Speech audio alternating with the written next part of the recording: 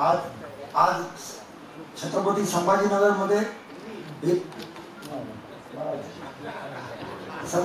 मध्ये आज ज्या संभाजीनगरला बाबासाहेब आंबेडकरांचं जास्तीत जास्त काळ वास्तव्य राहील या अशा ऐतिहासिक शहरामध्ये हे अधिवेशन होत आहे। सर्वप्रथम मी अशोक भाऊ सरस्वती यांचं मी मनापासून हे म्हणजे अभिनंदन करतो। त्यांच्या मधून जी ऊर्जा आहे ती ऊर्जा म्हणजे त्यांचं वय पाहता ते दिवस रात्र इथं येऊन जेव्हा हे सगळं काम करण्यासाठी त्यांच्या मनामध्ये एक वेगळं काहीतरी करायचा विचार होता, म्हणून ते माझ्याकडे आले। त्यांनी सांगितलं की आपल्याला असं एक अधिवेशन घ्यायचं। आता अधिवेशन आणि जयंती याच्यामध्ये भरपूर फरक आहे। आपण प्रयत्न केले ज्या पद्धतीने त्या पद्धतीने अधिवेशन यशस्वी होईल, परंतु डॉक्टर बाबासाहेब आंबेडकरांनी सांगितलेलं आहे की भीमा तुझ्या विचारांचे 5 लोक जरी आहेत तरी आपण हा विचार आपण तळागाळापर्यंत पोहोचू शकतो। हे अशोक भाऊ सरस्वतीच्या माध्यमातून हे सगळं घडताना दिसत आहे। व्यासपीठावर पूजनीय भंतेजी विनयरक्षिताजी ज्ञानरक्षित भंतेजी प्रदीप आगलावे सर बावळू सर गाडेताई आणि वाकेकरजी भारत शिरसाट सर आणि सगळ्या टीमच्या वतीने मला जास्त भाषण करता येत नाही। मी एक कार्य करणारा कार्यकर्ता आहे।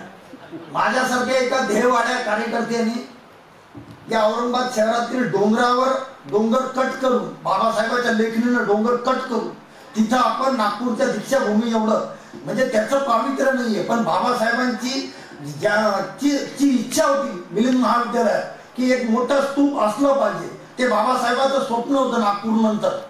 तर या औरंगाबाद शहरामध्ये सगळ्या ठिकाणाहून ते दिसेल आणि या औरंगाबाद शहराचा इतिहास भूगोल बदलण्याची ताकद माझ्यासारख्या एका सर्वसामान्य झोपडपट्टीतल्या कार्यकर्त्यांनी केलं।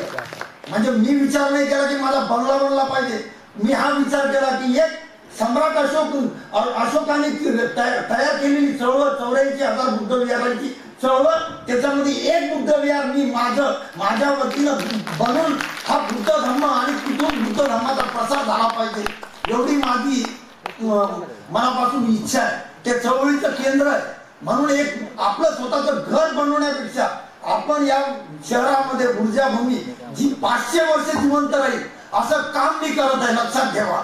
आणि हे करत असताना तुम्हाला जरी आज मी उभा दिसत असेल पण माझी तब्येत एवढी खालावलेली आहे, 30% हार्ट चालतं माझं, 45 टाक्याचं ऑपरेशन आहे। निसर्ग कॉलनी पेठनगरचे सगळे लोक आहेत त्यांनी मला पाहिलेलं आहे, पण माझ्यामध्ये जी एक धमक आहे की आपल्याला ती धमक ती ऊर्जा केवळ बाबासाहेब आंबेडकरांमुळे दिलेली आहे।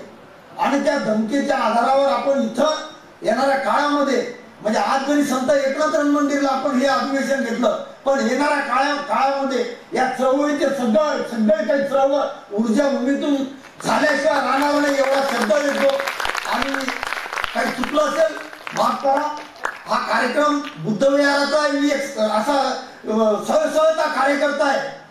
याच संत एकनाथ मंदिरमध्ये मी 10,000 भगवान बुद्ध आणि त्यांचा धम्म हे गाडे साहेबांच्या हाताने इथून लोकार्पण केलेलं होतं। हेच ते संत एकनाथ मंदिर आहे। एवढं बोलतो, धन्यवाद। जय भीम जय भारत। तथागत महाकारुणिक गौतम बुद्ध, छत्रपति शिवाजी महाराज, डॉक्टर बाबा साहेब अम्बेडकर, माता रमाई, माता जिजाऊ और हमारे सभी जो आदर्श है उन सबको नमन करता हूं। भारत में पहली बार बौद्ध विहारों का समन्वय जब हुआ होगा और आज हमें तब जाकर तीसरा विहारों का समन्वय अधिवेशन का मौका मिला है। इस समारोह के प्रमुख हमारे मार्गदर्शक पूजनीय भंते विनयरक्षिता जी, इस समारोह के अध्यक्ष आदरणीय वाहुल सर, मेरे साथी आदरणीय चेतन जी कांबळे, इस समारोह के उद्घाटक अम्बेडकरी विचारवंत आदरणीय प्रदीप जी आगलावे और हमारे हमारे सभी के मार्गदर्शक एवं जिनकी ये संकल्पना रही कि बौद्ध विहारों का भी समन्वय हो सकता है, होना चाहिए, ऐसे हमारे मार्गदर्शक अशोक जी सरस्वती बौद्ध, आप सबको मैं ये बताना चाहता हूं कि जिस बार मैंने ये पढ़ा या मुझे जानकारी मिली कि बौद्ध विहारों का समन्वय, सबसे पहले तो मेरे जैसे आदमी को भी हंसी आती है। हमारे दो इंसानों में, एक कुटुंब में, एक गली में, एक गांव में समन्वय होता नहीं, दो दोस्तों में जल्दी समन्वय होता नहीं।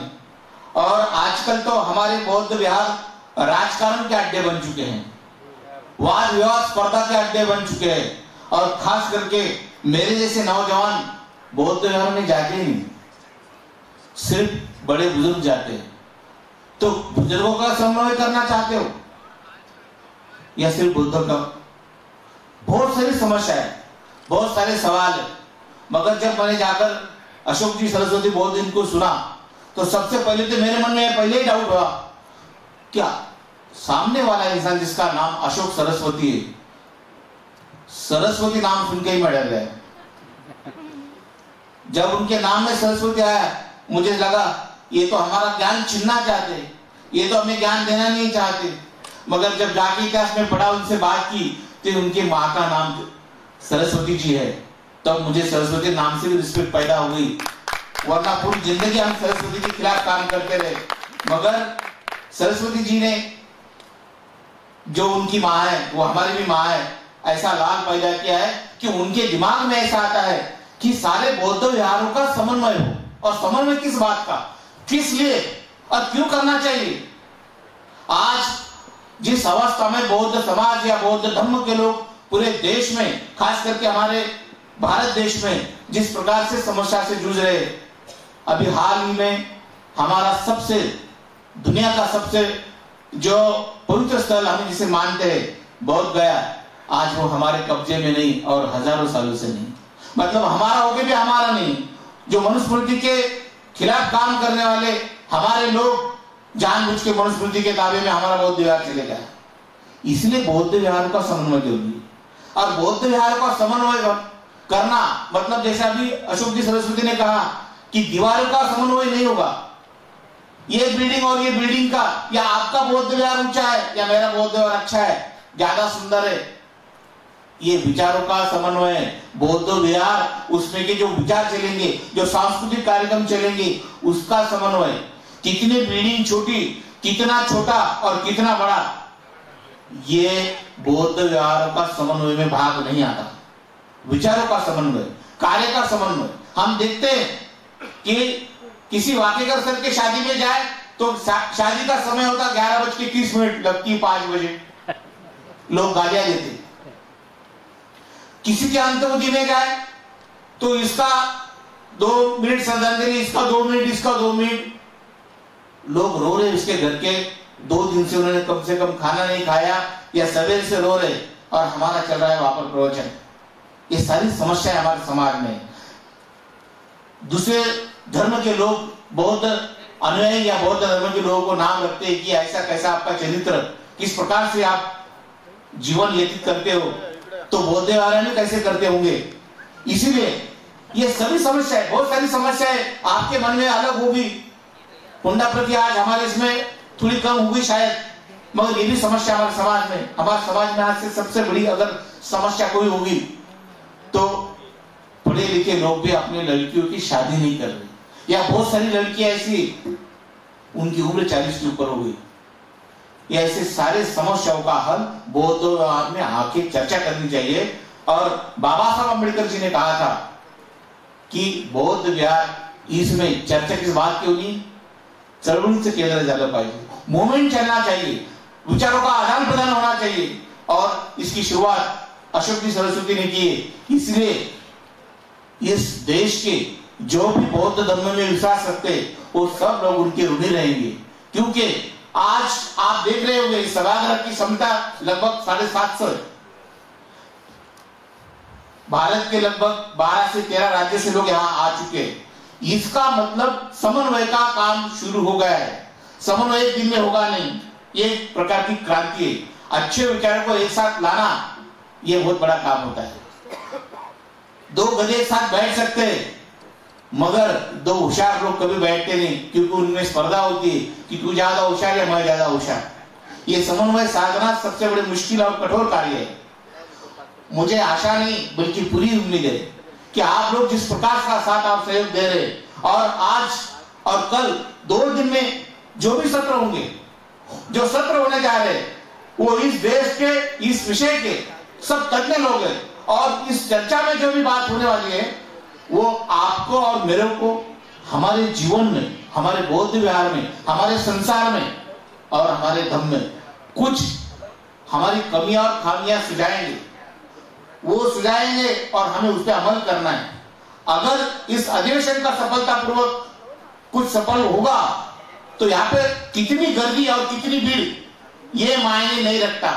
अगर आप जाके आपके बौद्ध विहार में, जो बौद्ध विहार के साथ संपर्क में हो, जो बौद्ध विहार आप कहलाते हो, या जो भी बौद्ध विहार बनने जा रहा है, उस सभी बौद्ध विहारों पर आप अपने विचारों का आदान प्रदान करेंगे।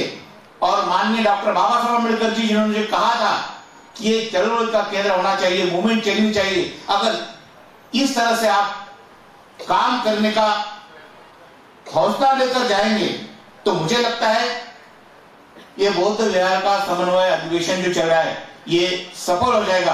और आने वाले सालों में आप सब लोग, आपके संपर्क में जितने भी बौद्ध विहार है, उन सभी बौद्ध विहारों को भी सूचित करेंगे, और जितने बौद्ध विहार आपके पास है, जिनकी जानकारी आपके पास है, उनका नाम, उनको ट्रस्टी का भी नाम इस समिति को देंगे। इस विचारों के साथ आप सब लोगों को जुड़ाएंगे तो एक दिन हमारा समन्वय होगा, बौद्ध विहार का होगा, मतलब इंसानों का होगा, बौद्ध अनुयायी का होगा। और एक दिन जब हम जो कह रहे हैं कि हमको भारत बौद्धमय बनाना है, वो सपना भी पूरा हो सकता है। यही उम्मीद के साथ मैं अपनी वाणी को विराम देता हूँ। जय भीम, नमो बुद्धाय। धन्यवाद वाकीकर सर जी। सर जी ने जो बात यहाँ उठाई, जो चिंतन उन्होंने रखा कि बौद्धों की समस्या क्या है, इस समारोह सत्र के बाद यहाँ वही एक सत्र होने जा रहा है कि बौद्ध समाज की समस्या क्या है, और समस्या के साथ उपाय भी आप इस मंच पर वो बताए जाएंगे। तो आप सभी को अनुरोध है कि आप इसके बाद का भी जो सत्र है अत्यंत महत्वपूर्ण है, उन सत्र के सभी वक्तागण यहाँ उपस्थित है। इसके बाद अपन जो प्रकाशन करने जा रहे हैं, तो इस अधिवेशन की जो स्मरणिका है धम्मनिका, मैं सभी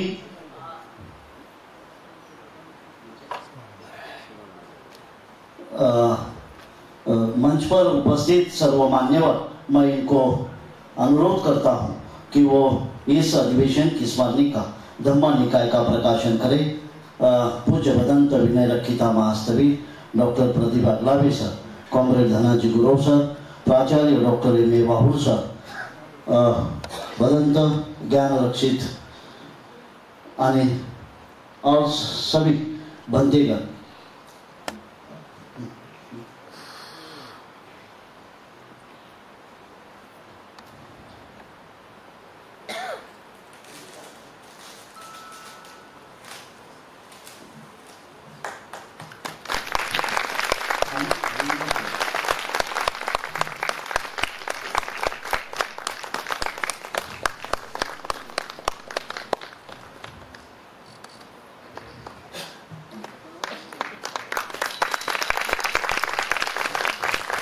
सभी मान्यवरों का आभार।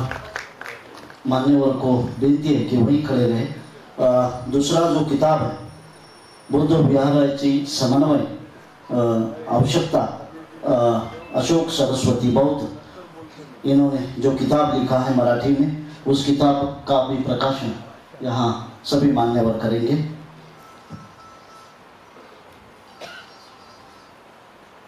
बुद्ध विहारों का समन्वय, बुद्ध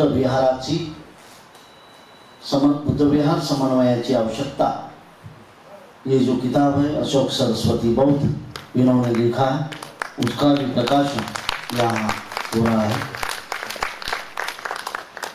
सभी मान्यवरों का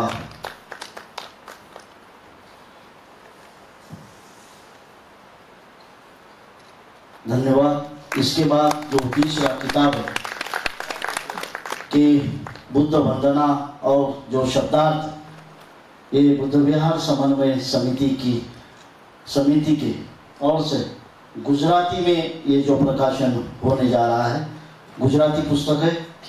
मैं सभी मान्यवरों को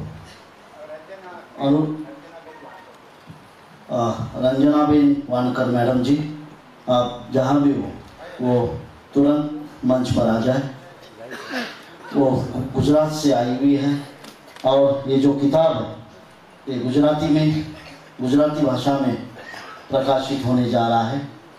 अशोक भाऊ सरस्वती ने बताया कि देश की 16 भाषा में ये जो बुद्ध विहारों की समन्वय की आवश्यकता जो है ये 16 भाषा में प्रकाशित होगा। जो देश की प्रमुख भाषा है, जहाँ इस देश के अंदर भारत में जहाँ जहाँ बौद्ध लोग रहते हैं और जो भी उनकी भाषाएं, उन सभी की भाषाओं में ये प्रकाशित होगा। आज गुजराती में प्रकाशित होने जा रहा है।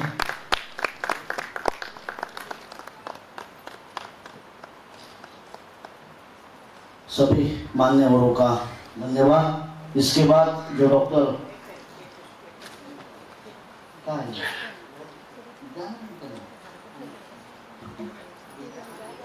ये नासिक से आए हुए डॉक्टर मिलिंद तायडे, इनका भी एक जो किताब है, हाँ इसका भी प्रकाशन यहाँ होने जा रहा है।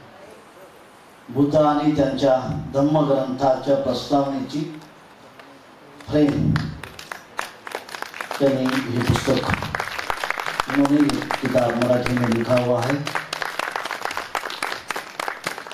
ये सभी मान्यवरों की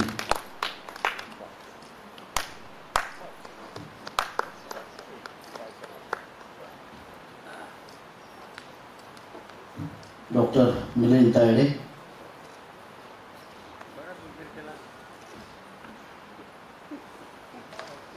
थैंक यू। सभी मान्यवरों का यहाँ आभार व्यक्त करता हूँ। इस प्रकाशन के बाद ये हमारे अधिवेशन की जो प्रमुख अतिथि है, मैंने जो बताया, सूर्यकांताताई गंगाधर गाड़ी जी, डॉक्टर बाबा साहब आम्बेडकर मराठवाड़ा विद्यापीठ का जो आंदोलन 17 साल चल रहा था, उस आंदोलन के जो नेता थे, जिन्होंने एक संस्था का निर्माण किया और उन्होंने एक पार्टी भी चलाई थी। अभी उनकी पूरी जिम्मेदारी सूर्यकांताताई गाड़े ये चला रहे हैं। मैं उनको अनुरोध करता हूँ कि सूर्यकांताताई गाड़े अपनी बात अपने सामने रखे।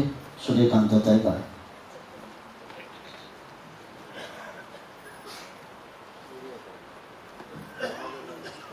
भगवान गौतम बुद्ध, बोधिसत्व डॉक्टर बाबासाहेब आंबेडकर, मातोश्री रमाई, मातोश्री जिजाई या सर्वांना, सर्व महामानवांना अभिवादन करते। आणि आज बुद्ध विहाराचं राष्ट्रीय अधिवेशन ला सुरुवात झालेली आहे आणि या अधिवेशनाला मी खूप खूप शुभेच्छा देते।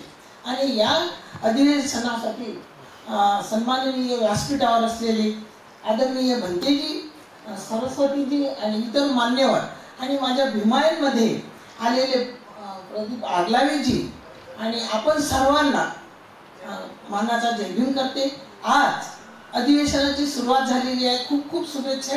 आपण लोक दुरून दुरून आलेले आहेत। या निमित्तानं मी एवढंच सांगू इच्छिते की बाबासाहेबांनी आपल्याला काय सांगितलं आहे। आपले लोक सध्या फारच याच्यात आहेत, कळू झालेले आहेत। तुम्हाला राग येईल, परंतु मी तुमच्या सोबत माझ्या साहेबांनी, गाडे साहेबांनी काय केलं आहे हे तुम्हाला सर्वांना माहिती आहे। मी सांगण्याची गरज नाही आहे। मी एक नोकरी करणारी महिला होती आणि सगळे कार्यकर्त्यांना सांभाळत होती, सगळ्या उभ्या महाराष्ट्राला माहिती आहे। आणि हे सगळं करत असताना माझ्या अनेक संकट आले, पण मी घाबरली नाही। ताकद कुणाची होती? बुद्धाची आणि बाबासाहेबांची ताकद होती, हे लक्षात असू द्या।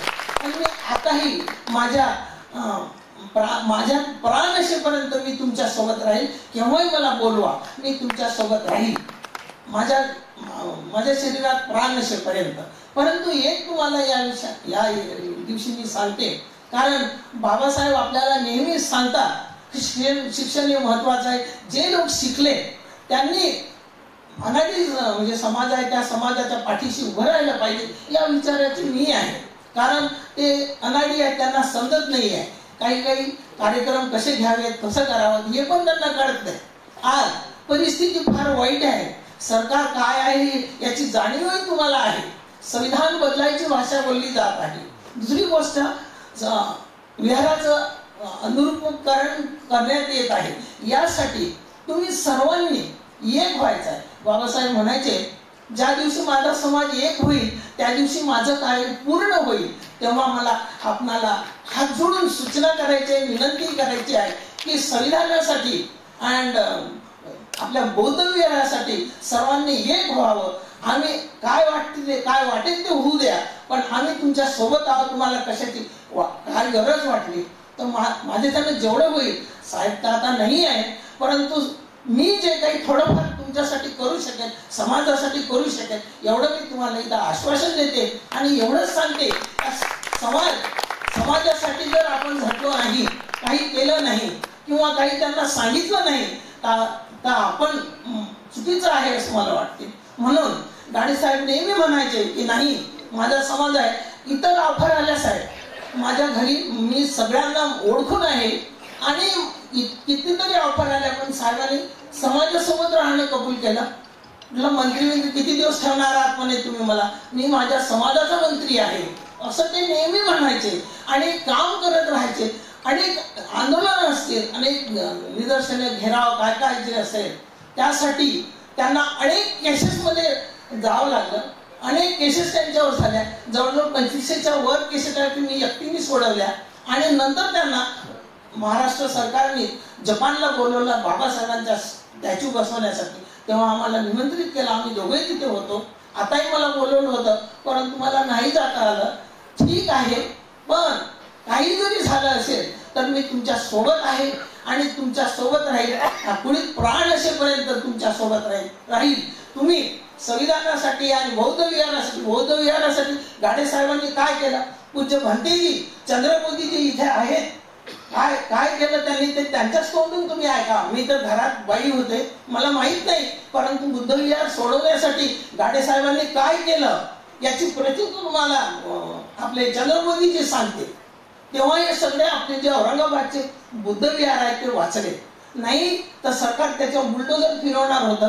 हे काम जर कोणी केलं असेल तर ते गाडे साहेबांनी केलेलं आहे. म्हणून मी त्यांच्या पाठीशी आहे. काय असेल तर या पुढील प्राण असेपर्यंत मी तुमच्या सोबत राहील एवढंच काय आश्वासन देते. थांबते. जय भीम, जय संविधान, जय भारत.